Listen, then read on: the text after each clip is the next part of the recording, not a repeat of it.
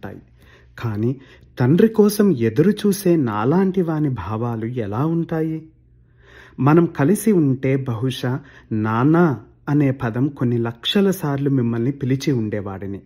కానీ నాకు ఊహ తెలిసిన తర్వాత మొదటిసారిగా మిమ్మల్ని నాన్నా అని సంబోధిస్తూ మొదలు పెడుతున్నాను. అనాలోచితంగా కానీ అప్రమేయంగా కానీ మీరు గుర్తుకు వస్తే నా రుధిరం ఎర్రబడుతుంది.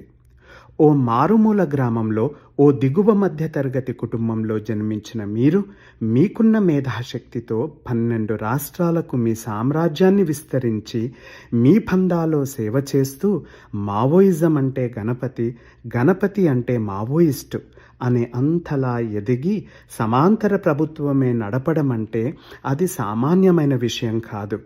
మీ ప్రయాణంలో ఎంతో కఠోర శ్రమ ఉండి ఉండవచ్చు. నానా, నా చిన్నతనం నుంచే మిమ్మల్ని చూడాలని, మీతో గడపాలని, నా కష్టసుఖాలు మీతో పంచుకోవాలని, మీ అండలో ఎదగాలని ఉండేది.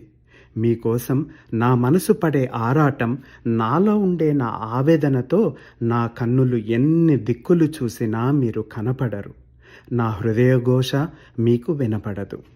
ప్రతి కుటుంబపు చిరునవ్వు వెనక కనబడని ఒక గొప్ప మనసున్న తండ్రి కష్టం దాగి ఉంటుందని పెరిగే కొద్దీ అర్థమైంది. ఆ విషయంలో నాకు తండ్రి లేని లోటును తెలియకుండా అన్నీ తానే అయి పెంచింది నన్ను కన్నతల్లి. అమ్మా, నీకు వందనం. నానా, మీ వివాహం తర్వాత అమ్మతో మీరు గడిపిన మధుర క్షణాలను అప్పుడప్పుడు తన గుండె చప్పుడుగా నాతో పంచుకునేది. ఈ జీవితానికి ఆ మధుర క్షణాలు చాలు అనుకుంటూ బరువెక్కిన హృదయంతో ఓ నిట్టూర్పు విడిచేది.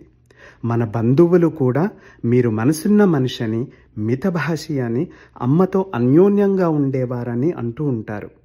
మీరు తీసుకున్న నిర్ణయం మీ ఇద్దరి జీవితాలను జీవిత కాలానికి ఎడబాటు చేసింది.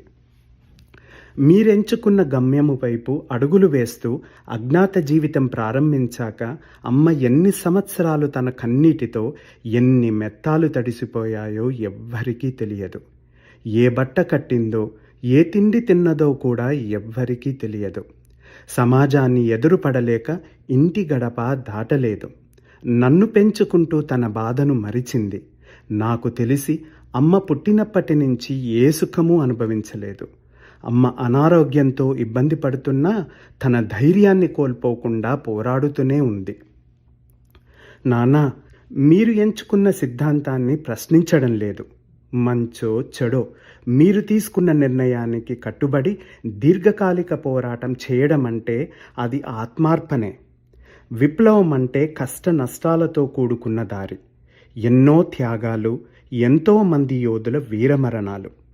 ఎందరో తమ తల్లిదండ్రులను, తమ కుటుంబాన్ని వదిలి ప్రజలను చైతన్యవంతులుగా చేస్తూ, ప్రజల కోసం పోరాటం చేస్తూ ప్రజల గుండెల్లో నిలిచిపోయారంటే అది అసామాన్యమే.